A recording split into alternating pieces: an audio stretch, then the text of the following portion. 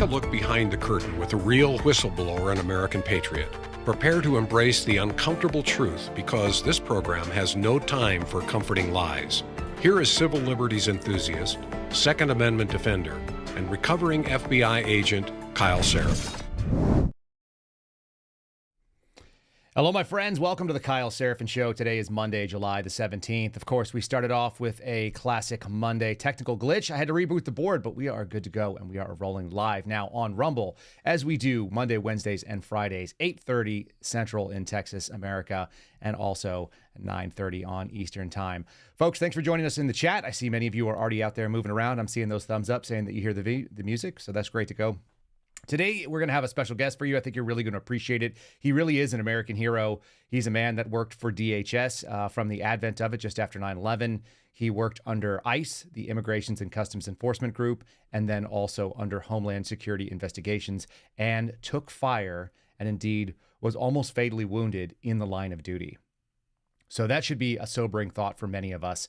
It is these kind of people that do occasionally really do put their life on the line that keep this country safe. And he's going to bring to us a very nuanced and I think informed discussion of the Mexican cartels, what he sees happening at the border, and then more importantly, what he wants to do about it now that he is out of the federal service and the fact that he is running for Congress in Texas's 23rd district. So I hope you guys will really appreciate Victor Avila, who is going to be joining us in just a second. This is a taped interview, so you guys are going to get to see that.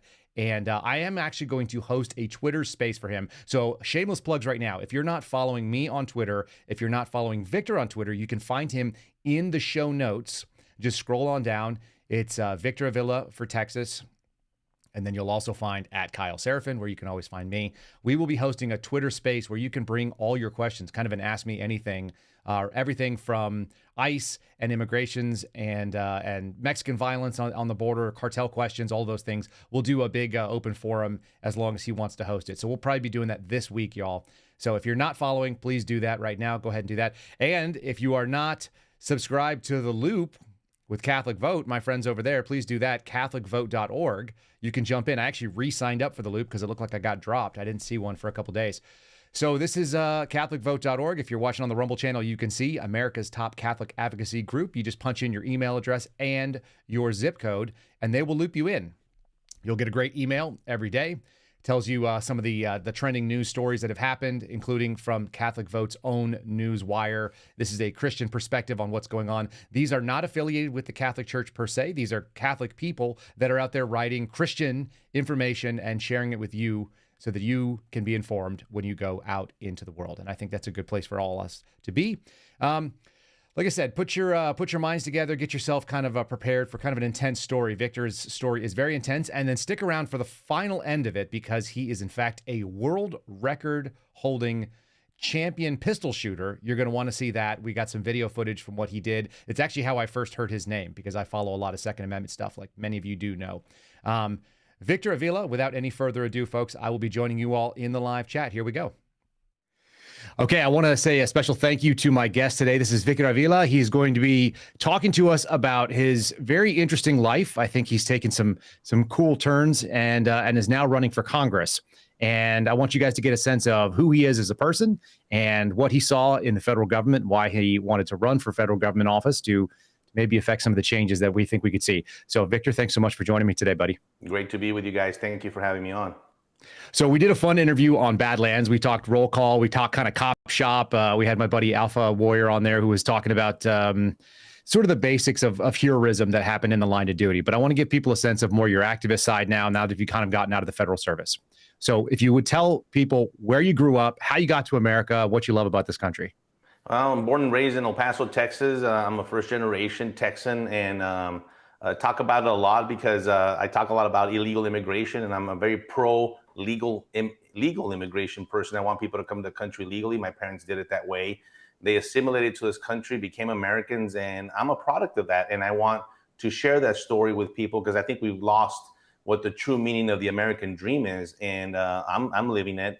My kids, I had the opportunity to give that to them as well. As you guys know, I'm here by the grace of God through my law enforcement career. But I started at every level. I worked at the county level. I worked at the state level as a state parole officer. I worked at the United States Probation Office as a a federal officer for the United States courts. I learned a lot there. On the other side of the justice system, the court system, that a lot of times law enforcement officers are not very well versed in that part of the justice system. But then I became an agent. I became an agent when DHS was created, and I was one of the first ones to go to an ICE academy, even though ICE was just created and they didn't even have an ICE badge yet. So I graduated with U.S. Customs, U.S. Department of Treasury creds, and then eventually got the ICE badge. And then ICE has gone through an identity crisis, as you guys know, through the media, because there's different divisions of ICE. I work for Homeland Security Investigations. That's the identity they gave them, HSI, to kind of separate them from Immigration and Customs Enforcement, ERO, Enforcement Removal Operations, which you hear about a lot in the news, the deportations, the camps and all that. But I was a criminal investigator investigating anything that had a criminal nexus to our border. Money laundering, money, people, goods, illicit goods, commercial fraud, anything, counterfeit goods, counterfeit pills, counterfeit pharmaceuticals, of course, human trafficking and drug trafficking, the major portions of my career. And I did a lot of that mostly on the border in El Paso all the way down to San Antonio. I worked in San Antonio, Texas as well, and very familiar with that border. That border is my hometown. And as you mentioned, I'm running for Congress because I feel the need and the calling to want to go back and do something about this. I took a medical retirement in 2015 after the shooting that my partner and I went through on February 15th of 2011 while on assignment in Mexico. We were ambushed by the Zetas cartel on a highway, and unfortunately, my partner was killed. Special Agent Jaime Zapata was killed in the line of duty next to me. I survived being shot 3 times. And so a lot of this is personal to me. I understand the threat and the imminent threat that we face here in our country by the cartels, by Mexico, and I'm not afraid to say it, and other countries that continue to come into our country unvetted, undetected, terrorists that I've been talking about this week. Individuals have caught, some that have been caught and some that have actually been let go through this crazy system that this administration has put us through. And a lot of it is policy, right? It has nothing to do with law. I'm a big law and order guy. I respect the Constitution. I respect the law. And that's what I want to do. I want to bring that back. I want to bring this thing called integrity back to Congress. I think it's been lost. I think there's a lot of people that don't have it there. I want to be an employee of the people. I'm going to give the power to the people. I'm applying for a job here, just like I did my whole career. I want people to understand that they are gonna own me. I'm not gonna own them. They're gonna tell me what they want to do in Congress, and I'm gonna negotiate for them. I'm gonna work hard for them, and I'm gonna make sure that they have a voice in the halls of Congress. I'm not afraid of the politicians. I'm not afraid. I lost a lot of my fear back in 2011 through that traumatic event, and it does something to you. It does. It did change me. My wife will tell you it changed me for a better person because it's a very traumatic event to go through something like that, and to be able to overcome and be where I'm at is a testament to the resiliency, not just in me, but in my family, God, and my faith. And I like to convey that. I go to a lot of speaking engagements. I'm going to Alabama next week and talking to sheriff's associations. I share this story because I want law enforcement agents and officers and military personnel, and actually anyone in the corporate world, to understand that even if you go in any traumatic event, it doesn't have to be in a line of duty shooting. A lot of people go through different traumas in their life. You can overcome, you can deal with it, and you PTSD and all these other issues, you can get a hold of it. And I'm very fortunate to be here without having a substance abuse problem, without having through all these issues. But don't get me wrong, I went through very, very dark times and very dark days after that shooting, especially with my employer, because they didn't want me back. And I lost my career about it. And I lost my career because I got shot. It makes no sense. But, I wrote a book about it because I wanted to put this information down on paper, not only tell people who I am, but also tell them in explicit detail my assignment in Mexico and what we were doing there and the actual shooting itself. And then, of course, at the end, I wanted people to know that I'm not just the agent that got shot or the guy that survived. I actually have some expertise when it comes to border security. And I'm a subject matter expert in human trafficking investigations. So I wrote in this book a bunch of stuff that if you read it today, you think I wrote it yesterday. We're talking border security. We're talking the wall. We're talking sanctuary city. We're talking asylum. I mean, cartels, you name it. And we'll talk on and touch on some of these subjects that I'm in touch on a daily basis. And not only my border security, but my conservative upbringing from my parents, I want to bring that back. I think we've lost a lot of faith here in God in our country. I want to bring that back. I want to bring a solid foundation of fundamentals to Congress, and I'm going to try to do that with the help of the people. So you mentioned a couple things I want to have you kind of expound upon, if you would. You mentioned the word assimilation. You mentioned the American dream, and you talked about the framework of family that's sort of missing right now and some of the values on there. Can you touch on sort of your upbringing, your family values, and the word assimilation, what that means to you? Absolutely. My parents taught me work ethic. My parents came here and they worked very, very hard. I have an older sister and I have a twin sister, and we're successful because of my parents. They taught us how to work hard. They taught us how to not get in trouble and be involved in the law, how to not use drugs. I mean, a lot of these issues that I grew up in, I'm very fortunate to have these parents. My dad just turned 79 on July 4th. I'm very fortunate to still have my parents and their guidance, just by their example.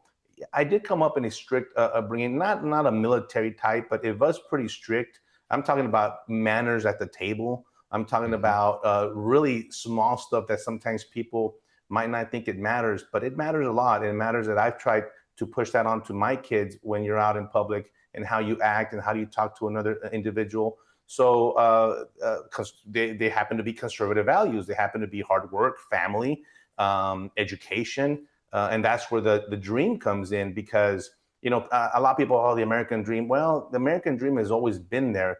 The difference is whether you take advantage of it or not. And I see a lot of Americans here not taking advantage of it. There's people from all over the world obviously recognizing that, wanting to come in here. And I'm not sure what dream they have right now, because it's different than 20 years and 15 years that I worked in this field.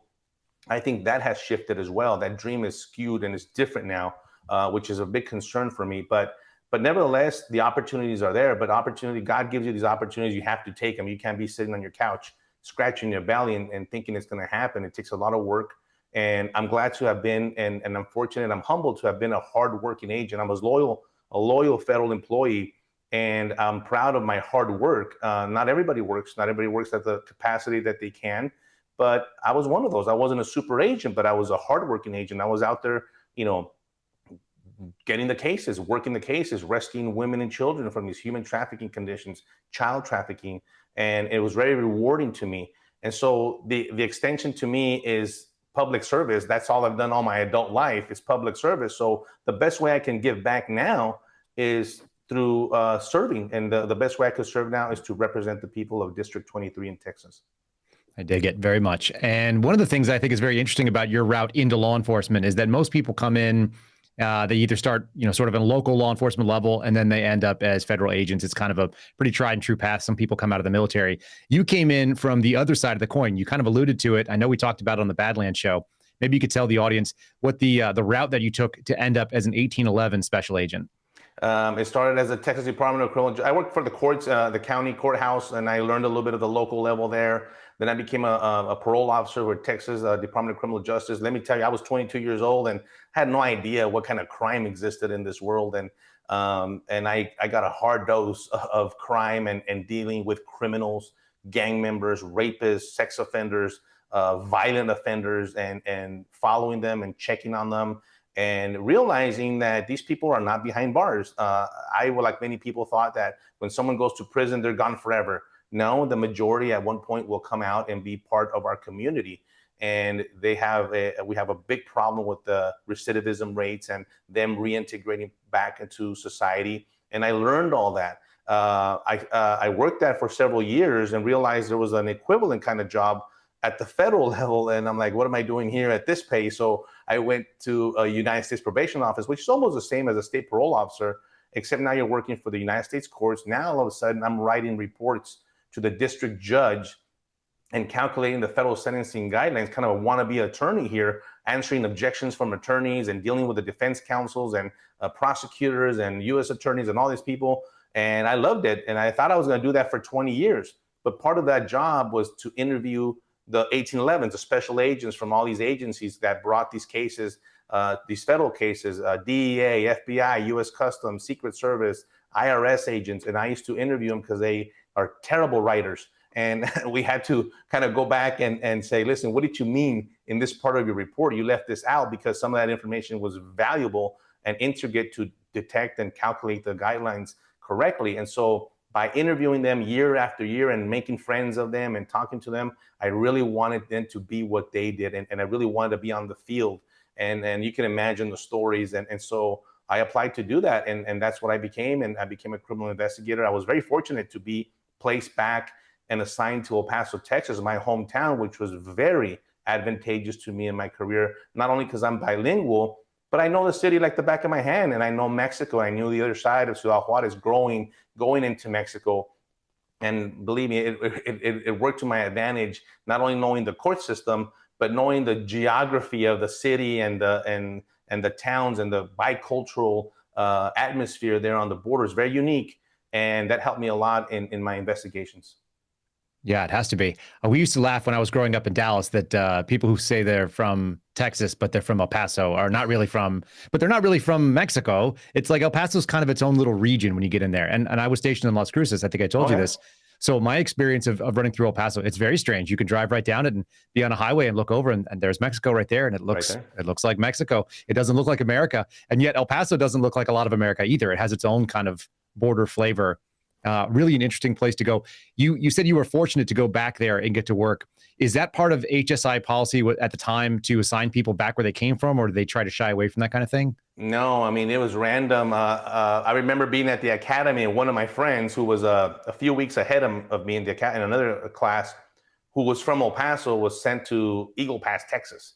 And he's like, and then I get to the academy, he's like, hey, where are you going? I said, I'm going back to El Paso. He's like, wait a minute, I'm going to Eagle Pass. How did that? I don't know. I have no idea how the government does that, but they do that. I mean, we have people at the academy going to every part of the United States.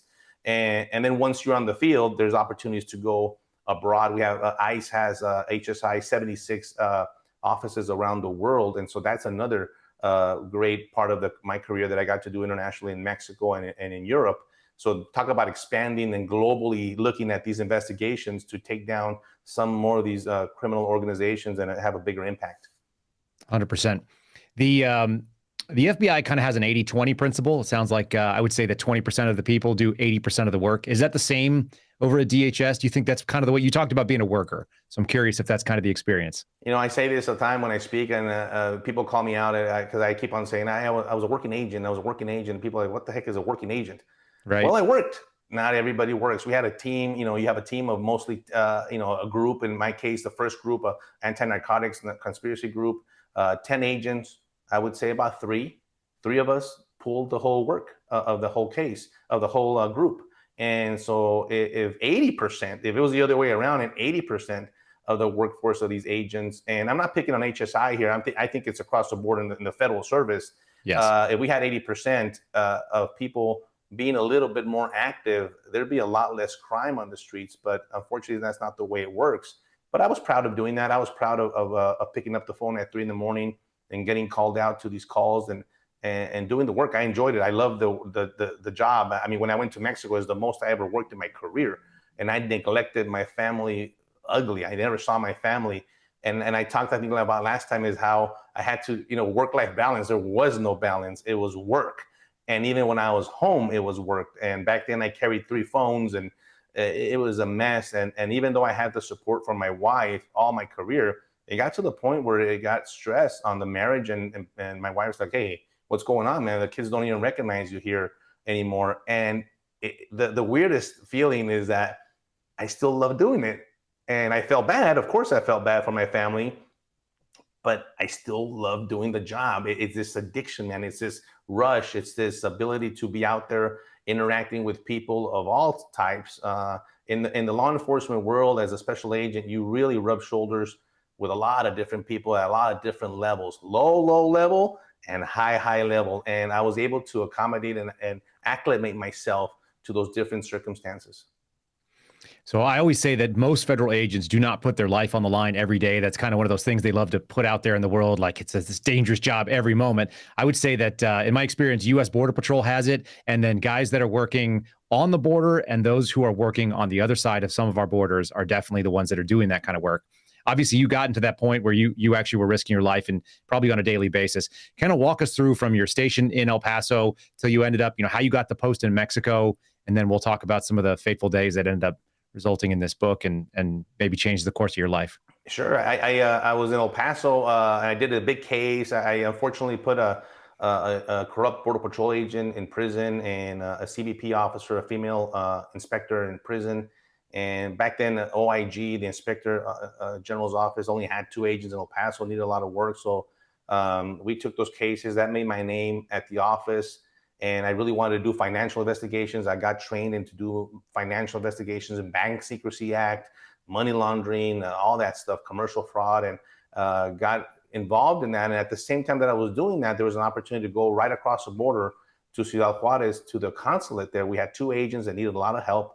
And it started as a temporary duty. I put in for it and I got selected. And this is in 2008 when that city was the most dangerous city in the world. About 350 homicides were occurring there per month. And so there was really literally say that one more time for people. That is such a, you said that so flippantly, but that is such a wild number. That's for people's kind of context. There were 300 and something homicides so far this year in Chicago, which is one of our most murder-filled cities. You said that was in a month. In 1 month in Ciudad Juarez, it was a ghost town. And let me tell you, I know this town very well. And we were surrounded by death. I mean, the only people on the street was the cartel, the Mexican police, and us for some reason trying to make a difference there. But it was something else. It was very eerie. I'll give you a quick story. One time we went to go have lunch at a restaurant close to the consulate and went home. And that night went back home. The next day, that night after we left, they killed 6 people in that restaurant. They went in and shot it up and killed 6 people. And we're like, whoa, that's how close we were to this danger. And the cartels, and back then the cartel, the Juarez cartel, La Línea cartel was the most powerful in the world. And that's now shifted to the Sinaloa cartel. But that led to my permanent assignment to Mexico City because, the stars aligned, the position opened up. I got to go to Mexico City. I'd never been there. And I fell in love with the city. I mean, Mexico City is very different than the border. It's a metropolitan, industrial, international city, a New York type of lifestyle, and very fast paced, and you have everything there. And of course, as a diplomat, they put you up in nice places, nice home. And my wife didn't hesitate. She left a very successful career in the pharmaceutical industry. She didn't blink an eye. She said, let's go. And we did it for a lot of reasons. Financial reason is one of them. You make a little bit more money when you go out of the country, but we really wanted to experience something other than El Paso, Texas. I didn't get on an airplane until I was 17 years old, and I wanted something different for my kids. I wanted them to go to international schools and do all this other different stuff, kind of break the mold. And we did that. And we head out, my family and I, we go out there and we get assigned, and it is nonstop. 2008, 2009, 2010, my wife just about had it at that point. And coming into 2011, she's like, you got to change this. You got to change this. It really did take a lot out of me and out of my family. Like I said, still enjoying my job, but I recognize that something had to give here. But the way the circumstances were in Mexico, that way we were doing a lot of training. We were literally conducting investigations with the government. We were doing a lot of stuff, a lot of good stuff, taking down some bad people. We had good cooperation from the Mexican government. I got really spectacular access to the government. I flew with the Attorney General of Mexico and the Deputy Attorney General of Mexico all the time, from Washington to DC, to DC to Mexico City, and all these levels. I was all over the place, but we were making a difference and training, a lot of training, human trafficking, investigations, how to get a warrant. I mean, basic stuff that you and law enforcement officers here in the States might take for granted. They do things very differently in Mexico because that's a closed system. We have an open system here with juries and oral testimony. They don't have that in Mexico. It's all closed, written on paper. And so how to interview 2 subjects not in the same room and separate them, basic things like that. And so we did a lot of training. And in the middle of all that, we're looking for fugitives, and we get all these collateral requests from the interior offices asking for help. And I was having a great time until 2011. February comes along. We get on this assignment to go meet with our counterparts in Monterey. And I challenged the assignment, and it was weird to go on that road because the ambassador had already said, you're prohibited from driving on Highway 57, which is the main corridor from Mexico City up to Texas and Monterey area. And my supervisor ignored that. I challenged it and got overruled and got ordered. They said, take the TDY, Special Agent Jaime Zapata, with you to help you drive. No backup. Every time we drove on this road, we had either U.S. backup, Mexican military, or Mexican federal police escorting us or behind us, or they always had a couple other units with us. And in this case, they didn't afford us any of that. The assignment came on an afternoon, and you go tomorrow morning, and that's what happened. So off we go, and we make contact with the ICE agents out of Monterey. In between that travel route, we pick up a bunch of equipment, which is what they wanted. It's a bunch of boxes. We flip it from one Suburban to our armored Suburban. And then we head back. And after we ate lunch, Agent Zapata took the wheel. I was working, I remember, fugitive case. I was working a human trafficking conference, and I was going to take advantage to work on that BlackBerry to get some work done. But within 15, 20 minutes of Agent Zapata driving, we got ambushed. We got corralled or brought in and pushed to the side of the highway, on the shoulder of the highway, by two SUVs full of armed men. Obviously, we didn't know there was the cartel at that time. The shooting ensued. There's a lot of detail in there, but Agent Zapata was hit multiple times. I was hit 3 times, once in my chest, twice in my left leg. There's a couple of shootings there, the initial shooting, and then we tried to crash and get out of the X. And then they took off, but one SUV came back, did a U-turn, shot some more. And actually, I think it was just yesterday, or day before yesterday, I was watching this scene, and I've seen this movie, the last James Bond movie. And it kind of triggered me. I'm not going to lie. It triggered me a little bit because there's a scene in the last, I don't know the name of the James Bond movie, but I've seen the movie. And that scene came up on my Facebook or somewhere, where he's in the Aston Martin in the middle with the girl, and they're shooting at him. And it's an armored car, right? But they continue to shoot the window where you see the window bending and almost giving way. Well, that's exactly what these guys tried to do on the second shooting. They came and shot in front of my windshield, and you'll see the pictures online where the 2 white bubble shots are there, where they were trying to penetrate that bulletproof glass. And it reminded, in the movie, when I saw that, like, man, that's exactly what we felt, or at least I felt, inside the cabin of the Suburban. Anyway, it took a long time for help to get there. It did after 40 minutes. Helicopter landed there. It took us to the nearest hospital in San Luis Potosí, the nearest state that we were by.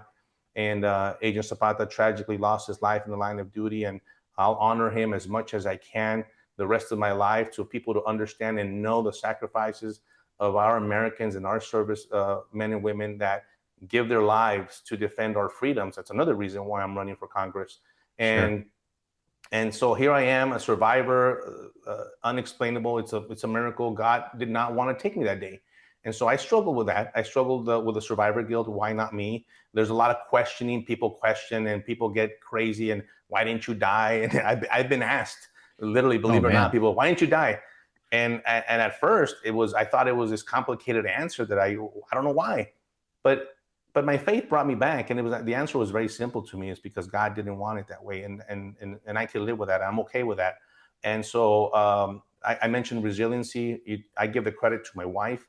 I give the credit to my kids and my extended family, because without them, I wouldn't be here with you. A lot of help from professionals, a lot of physical and all that stuff that I go through, and I'm here. And I'm glad to be here. And I want to share that story because I know people, especially in the service of law enforcement, have gone through some kind of situation. And I want them to see me standing in front of them and saying, yes, you can overcome this and get a grip of it. I never forget. It's not about forgetting, right? PTSD is not, you're going to forget this ever happened. No, it's about acknowledging, moving forward. It's something that happened to us, and it's what it is. And you move forward, you learn from it, we ended up serving in Spain. My partner and I in Mexico would joke about this. He really wanted to go to Madrid. And I used to joke with him at the time, you're never going to go to Madrid. You're never going to get assigned there. Those posts only go to special people. You know what I'm talking about. And here I am getting assigned to Madrid. But actually that assignment came from a tip when I was recuperating in DC. A friend of mine called me and said, hey, you want to get the heck out of DC? I said, yeah, we really wanted to get out of there. We were having a difficult time. My kids were having a hard time in school. They got yanked in the middle of the school year. It's snowing in February. It was 72 degrees in Mexico City. It was horrific. And so after I recovered, I convinced my doctors to release me. And they said, there's a position open in Madrid. And they said, go and ask for it. And I did. I actually went and told them. I really didn't ask them. I asked my director of international affairs. I said, you're going to send me and my family to Madrid. We really wanted to be out.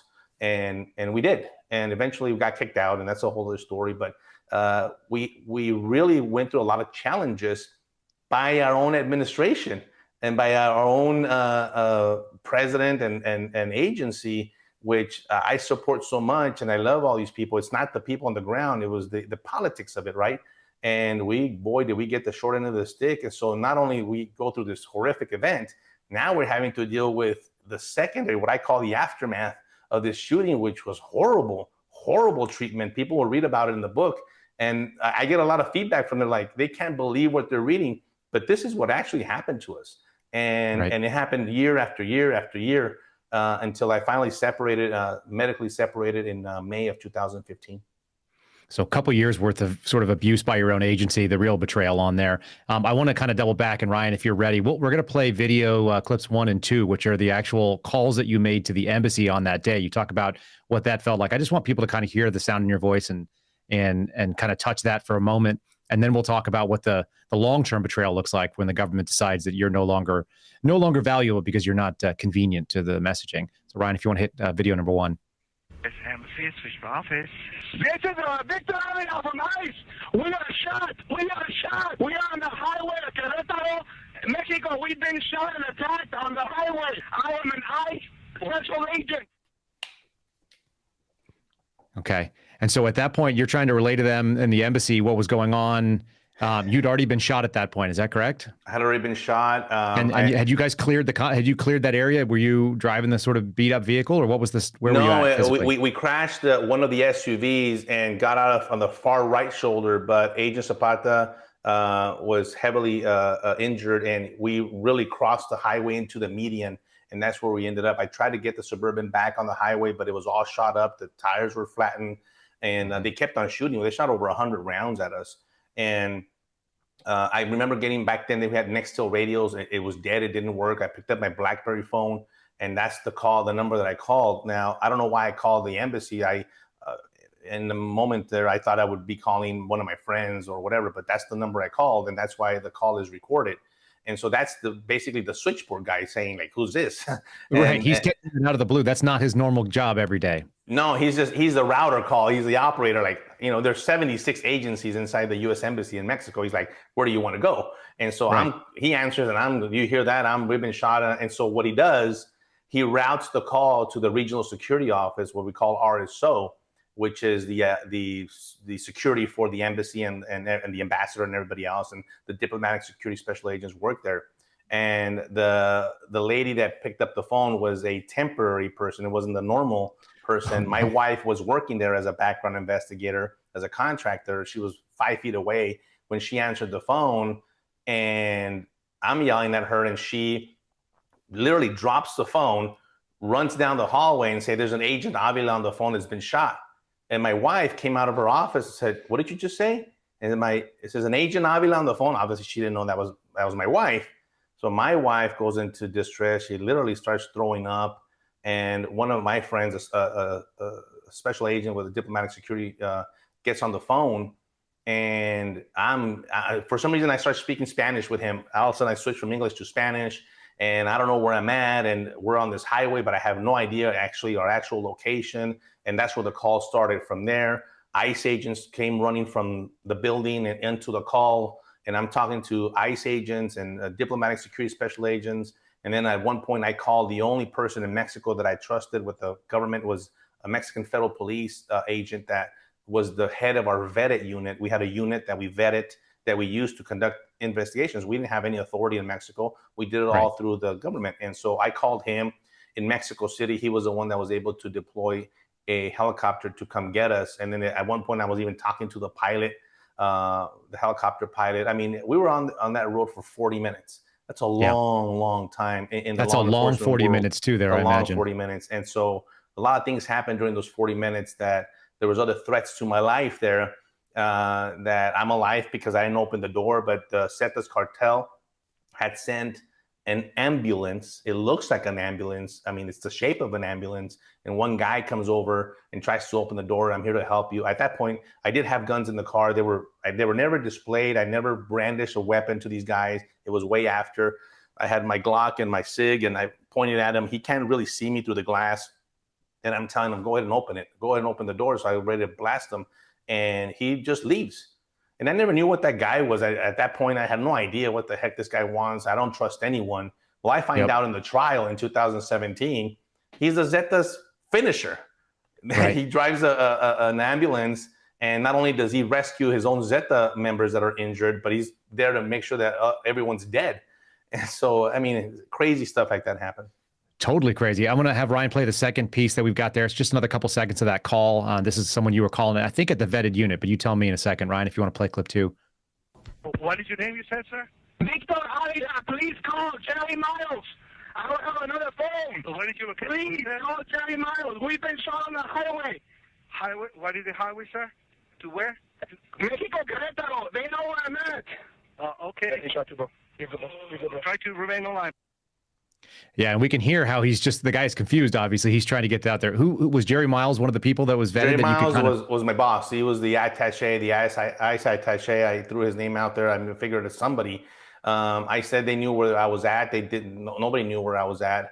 They didn't know the actual location, and eventually they at least knew the route. They could fly a helicopter the route. I'm sure. Right, Highway 57 is very easy. It's still there, and you could. Yeah. I knew that we had left the state of San Luis Potosí a few minutes, or the way they build these highways in Mexico is outside of every state, so you won't go through every town. And so you're crossing states and states and states. That's why I refer to it as Mexico Querétaro, because that's the next state that we're crossing in Mexico. And so we never actually referred to it as Highway 57. We referred to it as kind of where we're at on the highway. I see. Fair enough. What kind of thoughts were going through your head? You're sitting there. I know you were bleeding. I know you're looking at your partner. You're waiting for that 40 minutes, which probably felt like an eternity. It also probably felt like just a few seconds when you look back on it too, because those chaotic moments kind of end up being forever, but also just almost instantaneous. Family thoughts. Your wife is now hearing crazy things. Did you know that she found out about it at the time, or you found that later? No, I found that out later. I had no idea that she had heard that initially. That's a torture in and of itself. Torture. I mean, she there was never no buffer with her. I mean, she knew it from the get-go what had happened. Yep. And we try to do that with our kids, and I'll explain that right now. But one thing that I'll tell you is that my life did not flash before my eyes. I went through all stages of fight, flight, and freeze. Literally textbook. I fought. I froze. I tried to flee. I tried to do everything to save our lives. And I was taking Agent Zapata was hit fatally with an AK-47 round in his leg. So I was trying to control that bleeding. Not until my coworker, an ICE agent who used to be a paramedic, is the one that told me to check myself physically. And I had a lot of blood in my face and glass and shrapnel. And so I was bleeding. I had blood all over me. And he said, no, I want you to physically rub your head and your face, and I want you to see if you have any wounds. That's the first time I noticed the wound on my chest. And I saw the gushing blood coming down onto my jeans. And then I look down and I see my leg, and it's like a balloon. I mean, like a watermelon. And I was shot a third time in my shin. And that I didn't even know about until I got to the hospital. But I took my belt and put it on as a tourniquet, and put pressure on my chest. And at the same time, I'm on the phone. It was pretty chaotic, man. The people on the phone could hear me dealing with Jaime, trying to keep him awake, sometimes shaking him kind of violently to keep him awake and conscious. And It was a very, very difficult time during that time in the cabin. And once the helicopter got there, that really wasn't the end of the fear or the sort of the danger that you expected either. I know you told me about this on Badlands, but I want you to tell people just what a wild, just in America, when someone shows up, it's like, okay, everything's going to be okay now. That is not the case where you were. No. Boy, do I realize I was in a foreign country. And I actually talked about this for an event, for the July 4th event, about what it meant to be an American.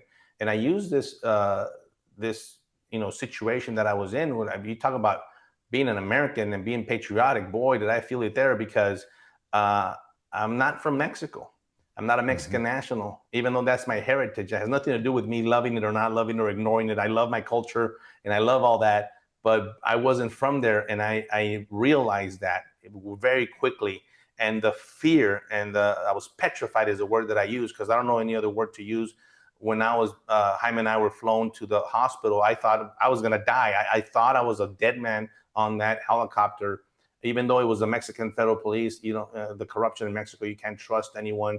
And I was begging my friend on the phone to please have security at the hospital, because the hospital happened to be in the hub of the Zetas cartel. San Luis Potosí was controlled by the cartel there. And I thought, this is it. I mean, the hospital staff's going to kill me. I refused IV. When I got to the hospital, they were cutting my shirt. They were doing all that. They did, by the way, incredible trauma work there in that hospital. And they took Jaime into one room, put me in another. But they didn't know that we were Americans, and I liked it that way. They assumed we were Mexican federal police agents, and I was okay with that. I didn't give my name. I didn't identify myself until the reinforcement of the Mexican federal police, kind of like their SWAT, their federal forces, showed up and surrounded the hospital. And they came in through those double doors, and these guys all suited up and said, "You're Victor Avila. We're here on direct orders from my friend in Mexico City," because it had to be that way. It couldn't be just anybody. Like you said, here in the U.S., you call the police and you trust whoever shows up. You couldn't do that in Mexico. You had to call specific people that were not going to kill me, because not only did the police show up, the military showed up. At one point when they showed up, the military, I thought the military was going to shoot me, and they could have easily shot me and said, well, he was killed initially on the first shootout. And all these things happen in Mexico and cover it up. And not until they came in did I tell the staff who I was, and as a proud American that I was and I am. And I told them, and you could tell they're like, oh, we got an international incident here in our hands. But they treated me very well. We had excellent treatment. And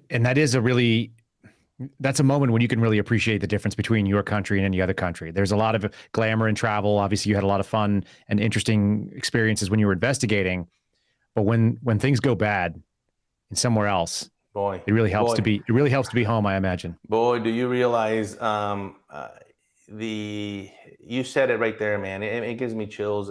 You realize they say you don't know what you have until you lose it. And you talk about freedom, and I don't say it lightly.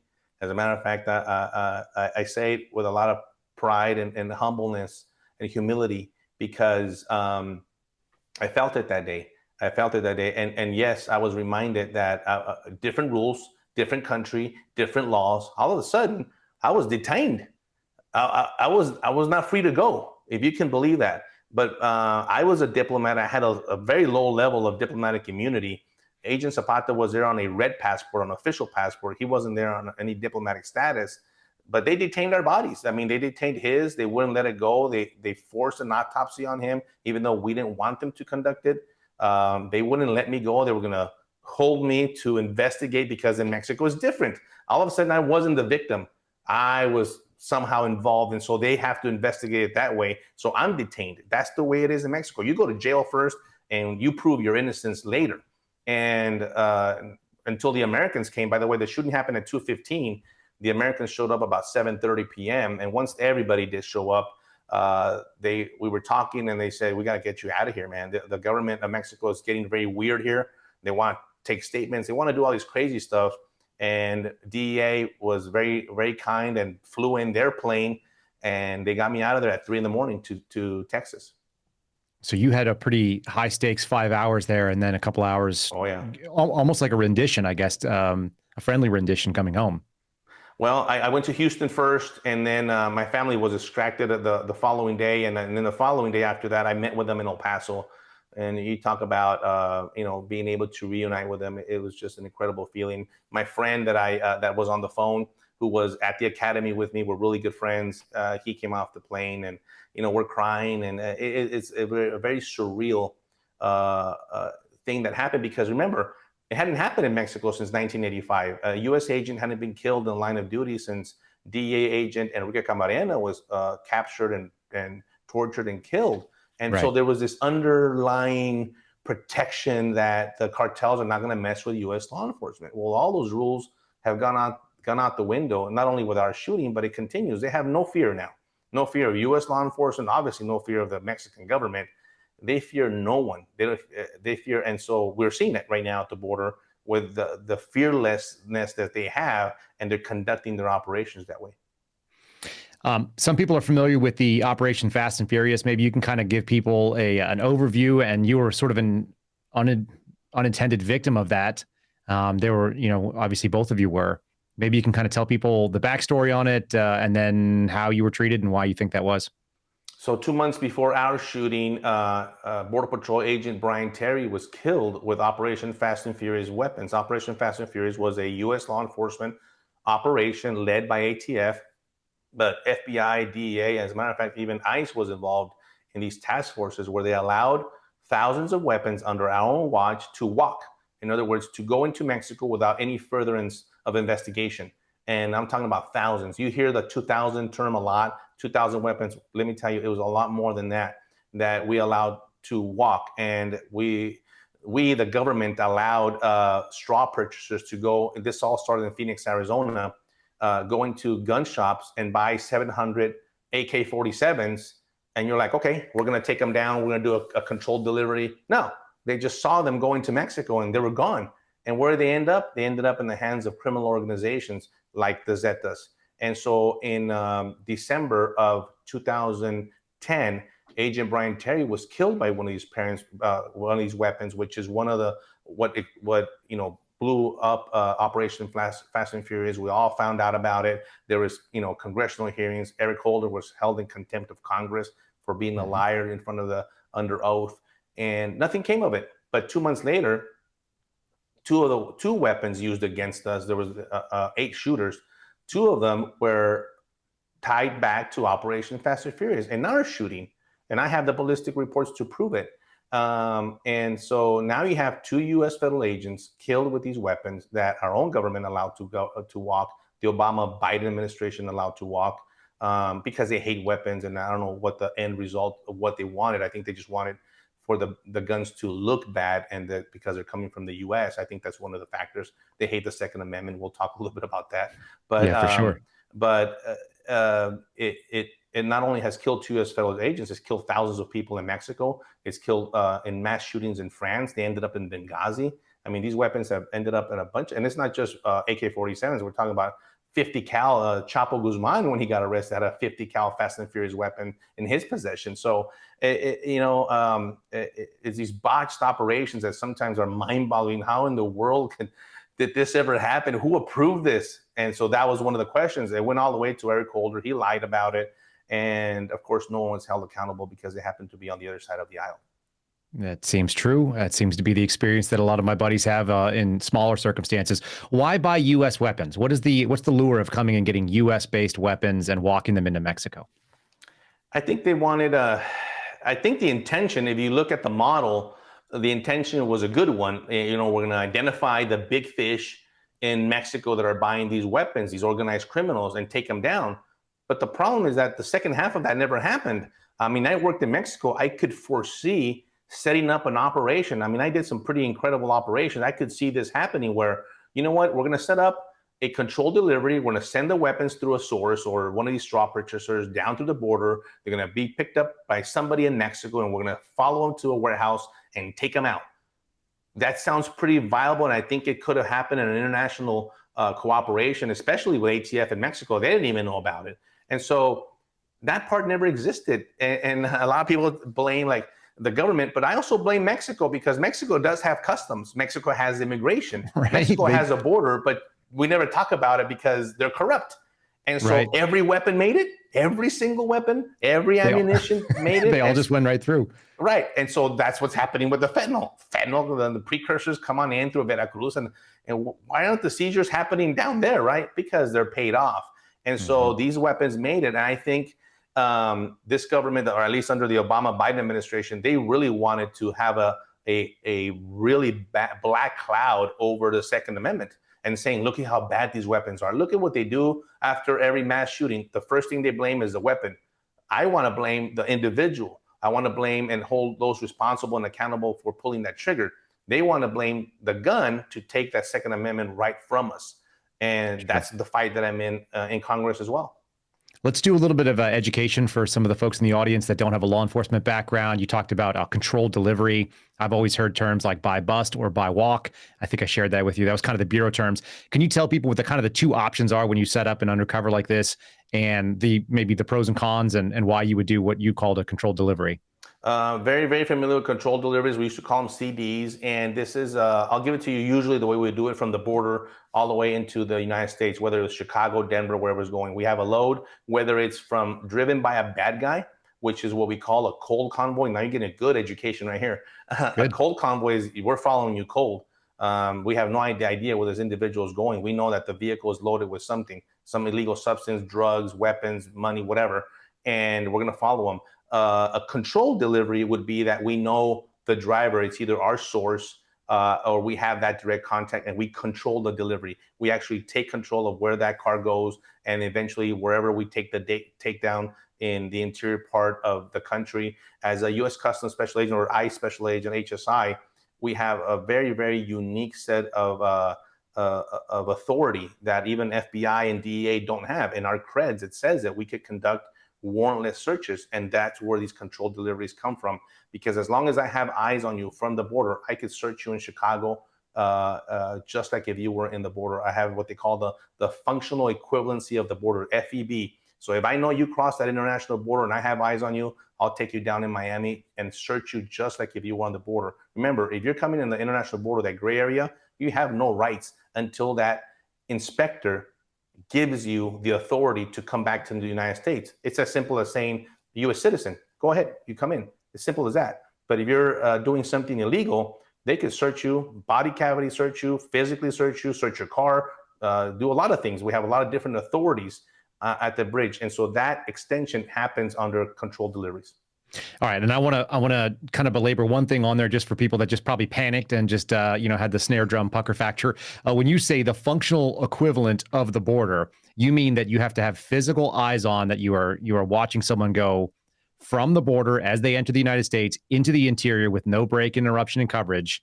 And someone from HSI, someone from ICE has to be able to observe them go somewhere. And then you can continue your functional authorities all the way in until the point where you guys decide to intervene. Is that correct? 100% correct. That is a very unique authority that we use a lot. And if you lost eye contact, let's say you lost contact with them. No. You lose eye contact, we lose our job. Okay, and that's the real key, because then you can't justify that functional equivalency. Exactly. So one of the first talks I got from my supervisor, when they sit you down and get to the academy, like you lose dope, you lose your job. Now we are allowed to walk people. In other words, allow people to go. And we do that a lot when it comes to illegal alien smuggling. We are allowed because we could track people. It's not like drugs, right? That, you can't allow cocaine to just walk, or fentanyl. That's not allowed. But we can allow people. So sometimes we would do a controlled delivery, literally deliver the illegal aliens, and they do their thing, and we'll come back and take them down another day. But we could allow them to walk initially, not with drugs. And that's just because there's certain identifiers that are unique to a human being, that obviously a drug can go away, and who knows what drug it is after it goes on. It changes packages. It might go to the White House for all we know. It might end up somewhere in the West Wing. Okay. Let's so once you got involved in this, and you didn't plan on being a political guy, I imagine, but you're in an agency where suddenly you are now a black stain on the reputation of, you've said the Obama-Biden, because I think they've kind of continued. This is sort of the third Obama term in many ways. So you get this black mark on you because you now just look bad. You're a bad PR situation, right? Yeah, they definitely didn't like me. And I didn't do anything wrong. I mean, I just survived, right? but they definitely were good at turning those tables around. And somehow I was a what do they call it, a liability to them. Sure. Now, we talk a lot about weaponization of government, and that happens in a big way against certain, groups of Americans, but also happens individually. You experienced this sort of individually. Kind of tell people how you were treated, what that looked like, maybe some of the experiences you had from your own agency.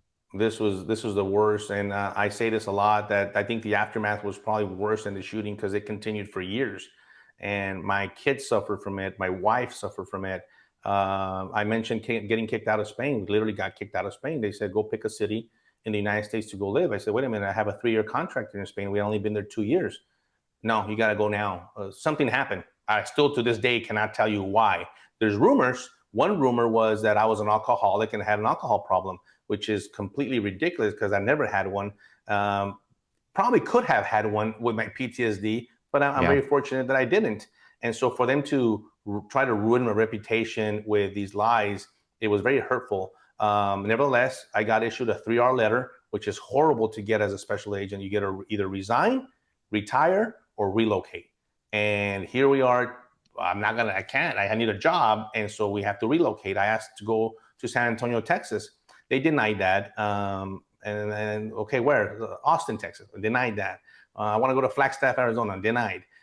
So after a while, like, well, I thought you said I could go wherever I wanted. And so I ended up in Denver, believe it or not, just by process of elimination, which wasn't a really bad place to go. The only difference is that when I showed up to Denver, I really didn't show up to work. They had erased my call sign, my law enforcement call sign. They had erased my email. They when I initially got to the office, they gave me a G-Ride. And by the way, I got to share this with you. The shooting happened in a 2009 Suburban, blue Suburban, navy blue Suburban. The car I was issued in Denver was a 2009 Chevy Avalanche. It's the same car, except it has a trunk of a truck versus the cabin, right? I mean, exactly the same. The driver's side looks the same. Same color. And you think that was on purpose, or you think that's just man, I tell you, it's hard to think. I mean, are these guys doing this on purpose? I mean, this is a sick joke if it is. It didn't matter because they took that away after only a couple of weeks. They sent agents to pick up my guns and my equipment. I did not give them my creds. They knew I wasn't going to give them my creds because I earned those. And so all of a sudden, I'm in limbo. I'm at home earning a check, but not going to the office. And it was this weird position that I was in. I had lawyers involved. We had sued the government. And we thought maybe the retaliation was because I sued the government. Everybody sues the government. That's our system, the way it works. You sue people to get accountability and answers. But our lawsuit didn't go anywhere because the government wouldn't give us the documents that we needed to sue them. So we were on a catch-22. The judge was actually, our district judge was very sympathetic to us. We're like, okay, this is great. We believe you, but I need the evidence. And where are the documents? And we kept on telling the judge, well, Your Honor, we don't have the documents because the government won't give us the documents. What they will give me is a bunch of black redacted sheets of paper and printouts from the internet. And to this day, 12 years later, we still don't have the documents. And this is through a FOIA request. This is through help from Judicial Watch. This is from a lot of people helping us. So the lawsuits get dismissed. So I don't know if that was it. I don't know if Fast and Furious was it. All I know is that the treatment that my family and I got was real, and it was really bad.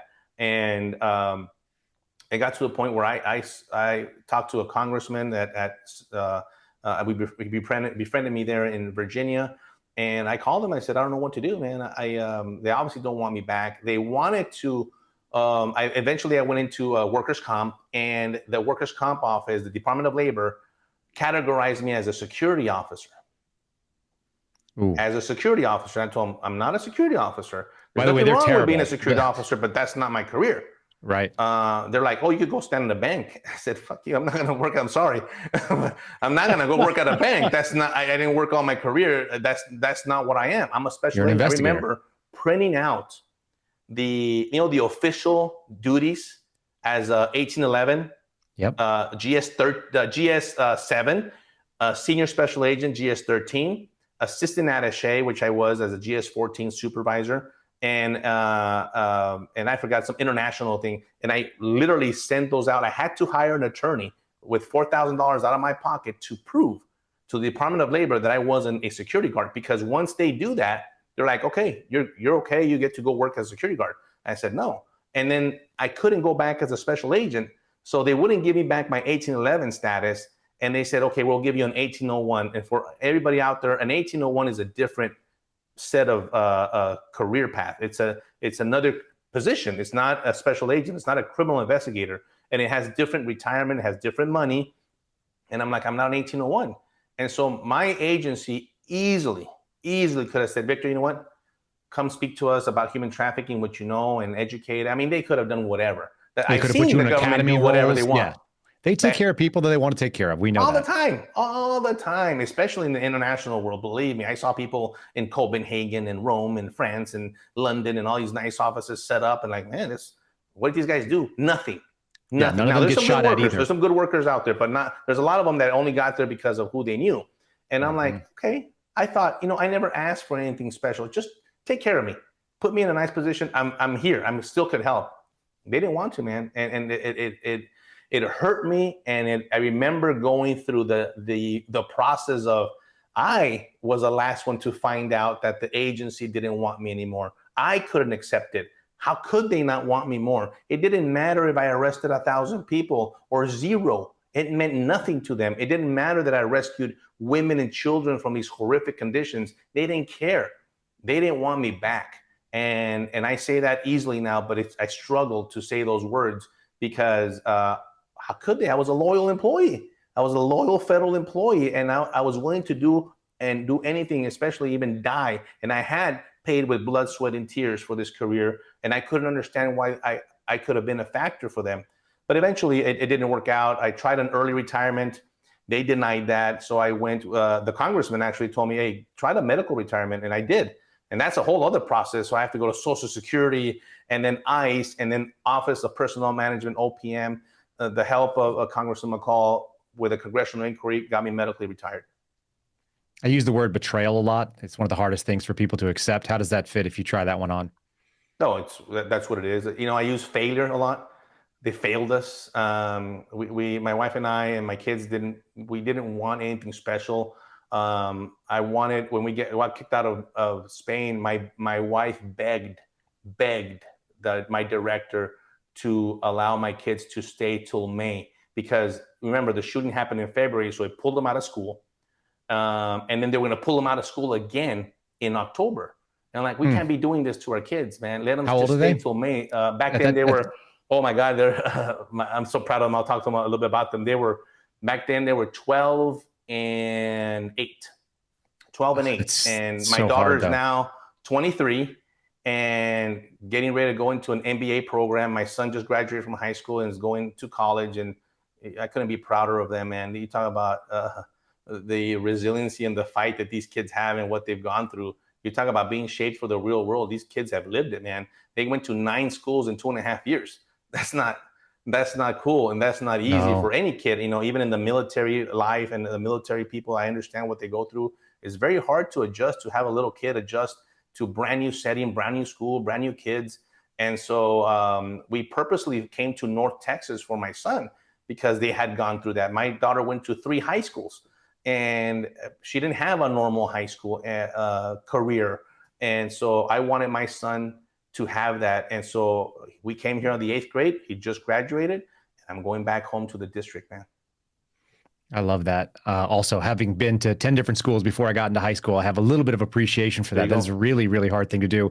The only thing you can know is it's going to make them stronger people, and that they will be, they're living that American dream that you talked about with your folks. Everybody's going to have it hopefully a little bit better. Hopefully they don't have to experience something like that.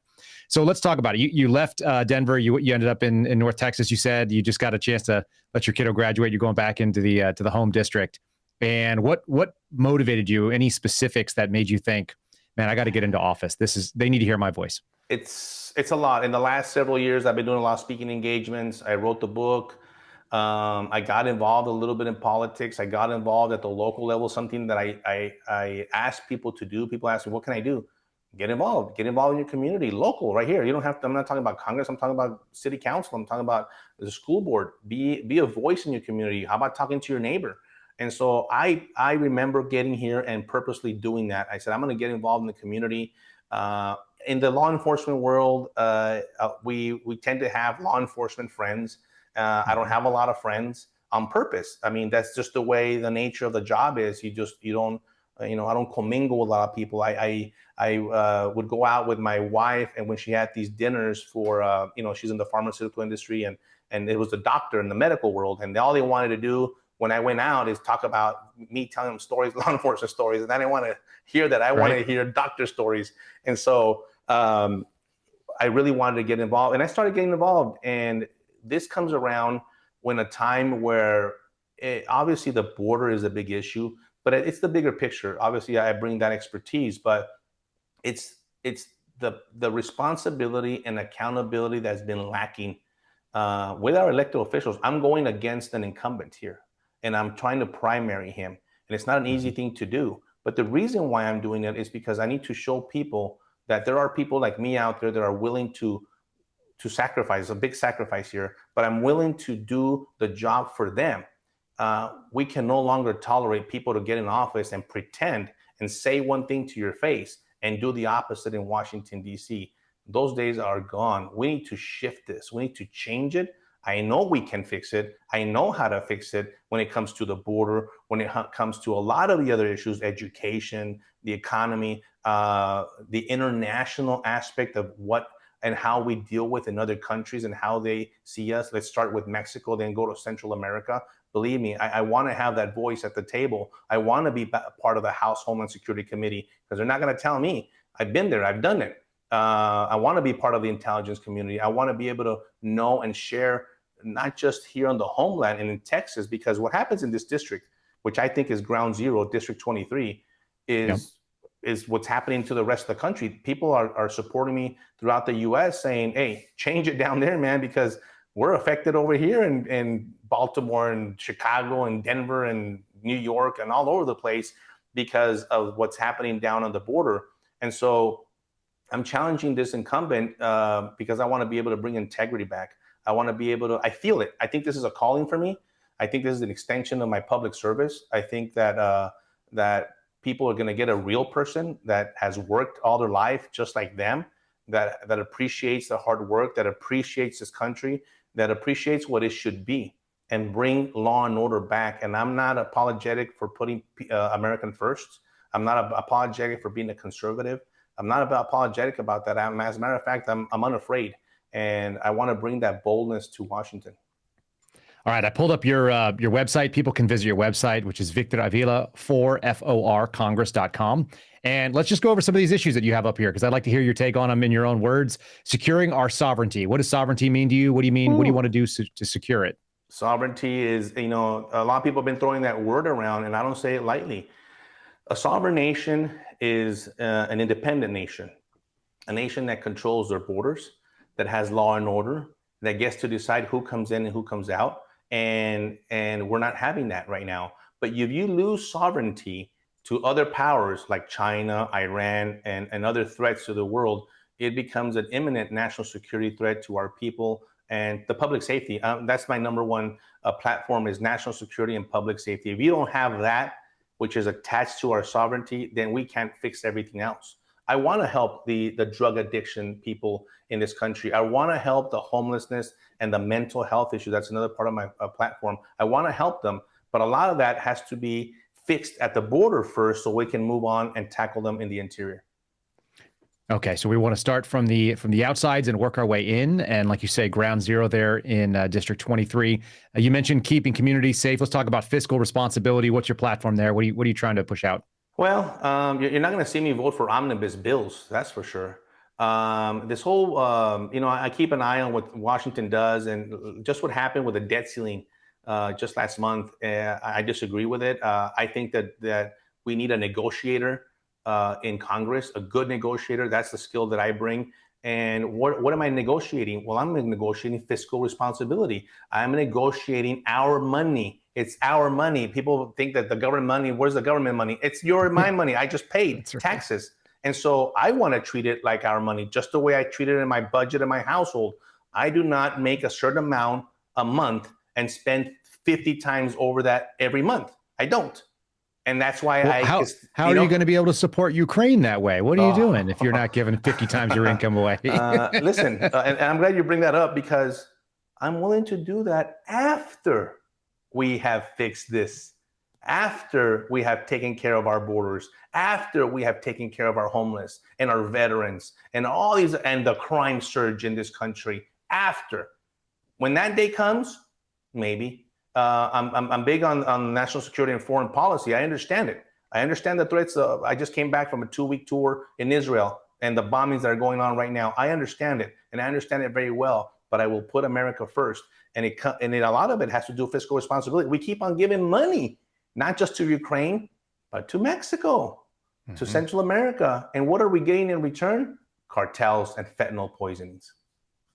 Let's dig into the cartel thing a little bit. I know that's a big boogeyman for people. You have a very real experience of it in a way that probably most people can't even come close to appreciate.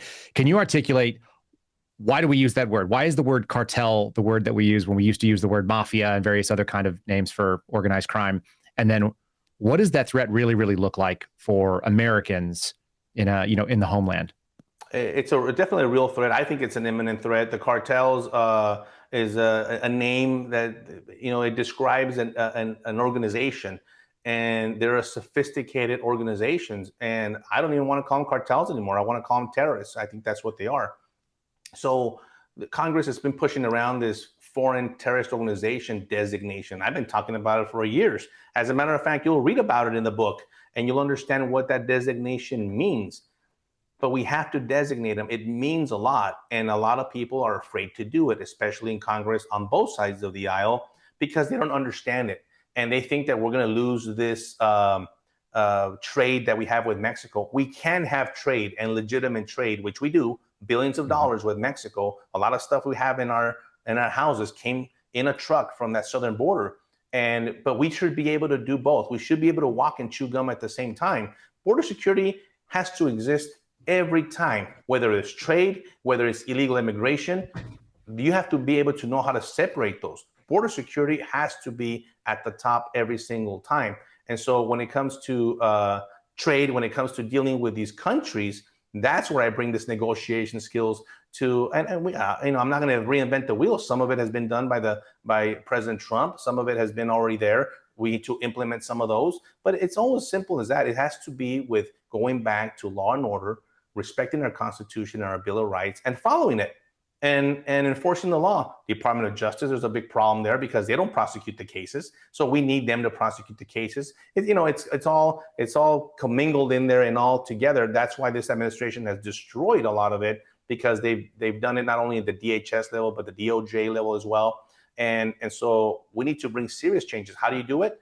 Changing staff, changing people and put them in particular positions that they know exactly what they're talking about. So being in this committees, I'll be able to have a say-so in who goes where and who kind of represents our government in these positions that'll have a true impact in favor of our citizens. I'm going to throw you kind of a sort of a softball tee up, and I'll see if you can knock this one out of the park. A lot of people don't realize, when you mentioned that there are no authorities for 1811s in foreign nations, all that stuff has to be sort of negotiated. Can you kind of apply that to how you see that going for working with other countries and sort of the background you have from that? I think it's vital. I think my diplomacy experience is vital here, and it's always negotiating. Believe me, I can't underestimate it. It's all negotiations, whether it's in another country, whether it's in the halls of Congress, you're always negotiating. And I want to be able to bring those negotiation skills. We talked a little bit about the debt ceiling. I would have been happy with the Republicans do nothing, Yeah. literally wait. We had the ball in our court. We had the upper hand, and all we had to do was wait for them to either shut the government down or do something. But I'm ready to force the hand of the other party. I'm ready to talk to them. Believe me, I want to talk to them, but not in what's happening now, where the Republicans jump and vote with the Democrats. No, I want the Democrats to come over and jump and vote with me. And what the people have asked me and they want from these bills, border security bills, gun control bills, same-sex marriage act. I mean, huge. These are huge, everyday, moral type of bills that I think they know how I'm going to vote. And that's what I want them to know, that what you see is what you're going to get. You're not going to get a different Victor Avila over there. You're going to be the same guy. And I'm going to vote according to what the people want, not what I want. I'm not not what the party wants, not what Washington, D.C. wants, and especially not what's popular. I have a quote in one of my websites saying that it's very important to do and make the hard right decision instead of the easy wrong one. We've been making the easy wrong decision for so many years just because we don't want to deal with it. It's time to make the hard right decisions, and that sometimes requires a lot of sacrifice.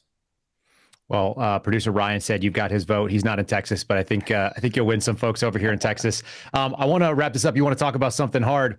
Let's take this to a light note here, and then we'll thank you for your time. But I want to show folks something that you did that when I first heard your name, and it came well before I knew anything about the backstory. I just knew a guy took an incredibly long handgun shot. Ryan's got the video, so we're going to queue up video number 3 real quickly, and then I'll let you tell people about that and how that kind of works into your Second Amendment advocacy.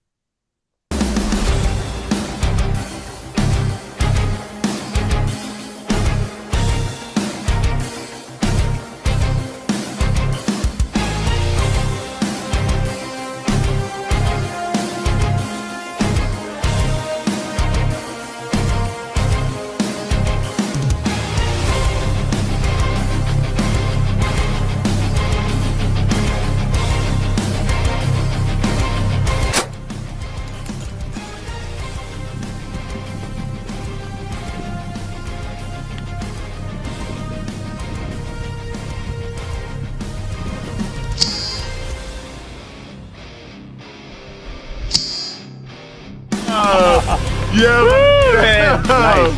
That is awesome. Awesome. That is super awesome.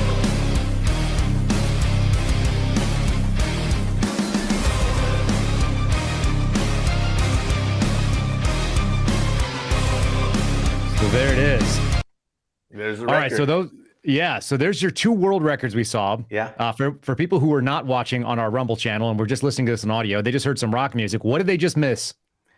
Is a 2010 shot with a handgun, a 10 millimeter handgun, a Tanfoglio Hunter pistol with a scope on it to be able to see the 36 by 36 inch target that is 2010 yards, is 1.14 miles away.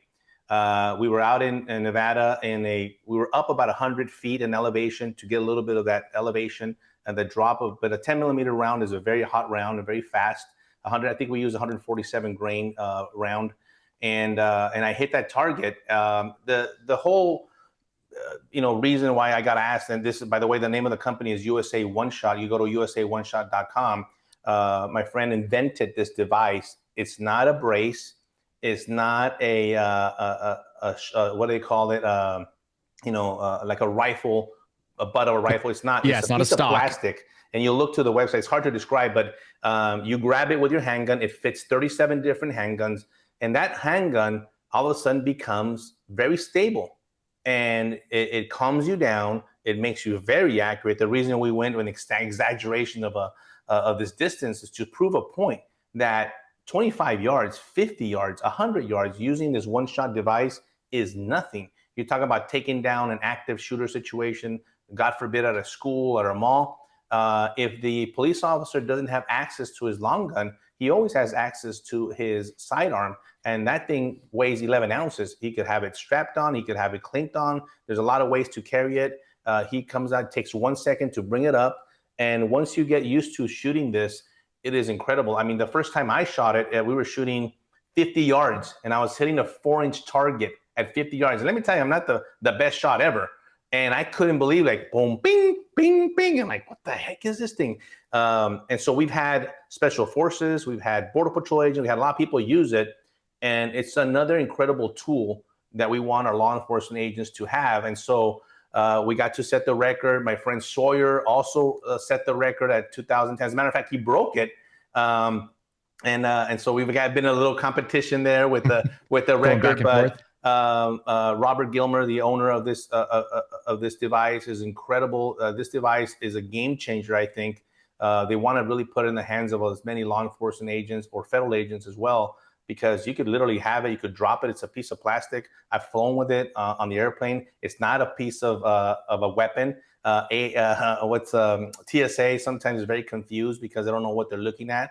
And Right. I've been held at the airport because they're confused and they're like, "What is this? It's a part of a gun." And I ask them, "What part of the gun is it? Tell me," because it's not a trigger, it's not a stock, it's not a brace. Right. It's just a piece of plastic. It's already gone through all the checks. It's not legislative. It's not legislated under ATF. So we've been to the SHOT Show. We've been to the NRA conferences, and they set up these booths, and people coming back and see it, and they can't believe this device. It's incredible. And so shout out to them, because without this device, I wouldn't be able to do it. By the way, you saw it took 11 seconds Yes. for the round to hit the target. And I was sore for 3 days after that, because I had to hold this position. You know, when you shoot, you go boom, boom, and you kind of tend to relax and see where well, I couldn't do that. They told me you hold that position. The first rounds that I hit Because your spotter's going to bottom. give you some corrections. Right. I had the spotter behind me, and he's like, "Oh man, you're right there." He had binoculars, and I was at the foot, and I was hitting it right at the foot of the target.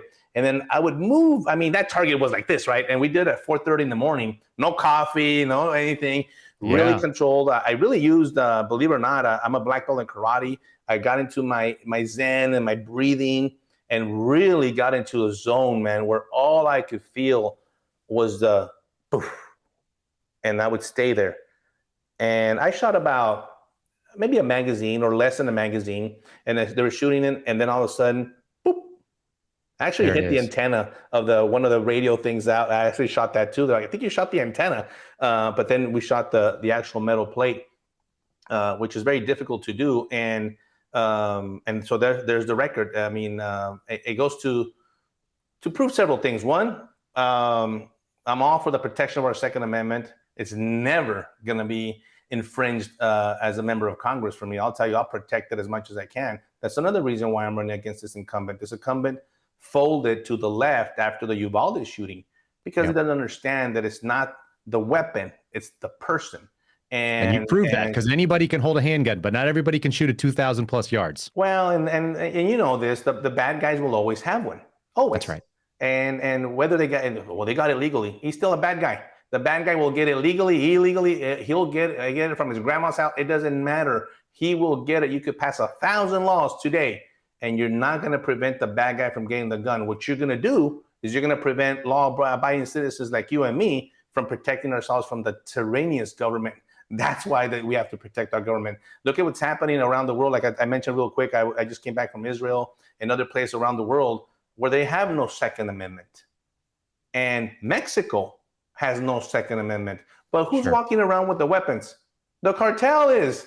Right. And they've terrorized that country, but the citizens can't defend themselves because they're not allowed to, because they don't have that right. People need to understand what the Second Amendment means, and it's beyond I have a handgun in hunting. It's beyond that. We need to look at the big picture and the protection of our Constitution. Amen to all of that. Tell people where they can follow you. Tell people where they can come and support your campaign, whether they're in or out of Texas. If they like what you have to say and they want you as a voice in Congress, what can they do to support that? Please visit VictorAvilaForCongress.com, FOR, Victor Avila for Congress. Your contributions are welcome. I mean, I'm getting contributions from all over the country. People understand how they're affected in their communities. You don't have to be in Texas or the district to support. People ask me how I can support. Financial support is very welcome. I have to raise this money to be able to stay in this race. I just need enough money to keep me going. That's all I need. To the travel up and down this district is 834 miles. I'm not going to be outworked. I'm going to be every single county there. I'm going to spend a lot of time in Bexar County as well. And I want to come out and meet the people. I want them to vet me. I want them to question me. I am an open book. I'm not a perfect person. I'm a flawed person, but I'm here bringing the right intentions to the people. I want them to know that I have their best interest in mind. Well, sir, thank you so much for your time. Thank you for your humility. Thank you for your service. And thank you for your willingness to go do it again. People ask me about running for office. I say it sounds awful. I have a significant amount of respect for anybody who wants to throw their hat in that ring, especially with sort of the way that you've just articulated it. So thanks so much for joining us today. Thank you for having me. All right, buddy. We'll do it again. Thank you. All right, my friends. And there he is, Mr. Victor Avila, running for Congress in the 23rd District of Texas. If you want to support him, you can check out his website. It's in the show notes. If you want to follow him, all of his socials are below. and you can follow those in the show notes. And if you are following him on Twitter, you can follow me as well. We're going to do a Twitter space, and Ask Me Anything type space, where you can come in and get your questions answered. You can find out more about his story if there's anything in particular. I know a couple of those things popped up in the chat, and I wanted to give you guys an opportunity to talk to him probably Wednesday evening, but stay tuned. I'll try to announce it out with plenty of information. I will announce it on Truth Social as well, and give you guys all an opportunity to check in with Victor. He's really a great guy, and I hope you enjoyed that as much as I did, because I really like talking to him. Second time I've done the interview with him, and both times I've walked away feeling like just what a good dude, good human being, and I'd love to see him represent us.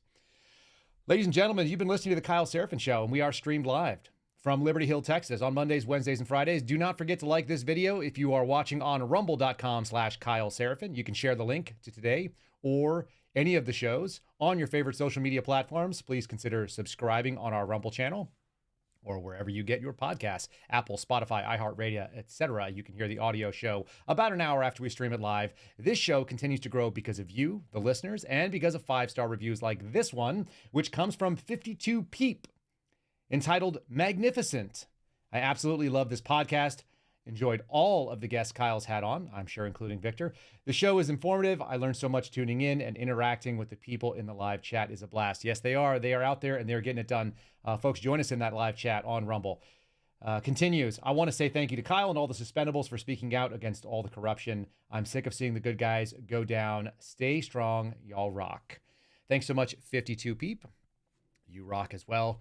And I do want to say a couple of quick thank yous here. Our show is possible because of the hard work and skill of my technical producer, Ryan Matta, which you saw on display today. You can follow Ryan at Ryan Matta Media. Matta spelled M-A-T-T-A.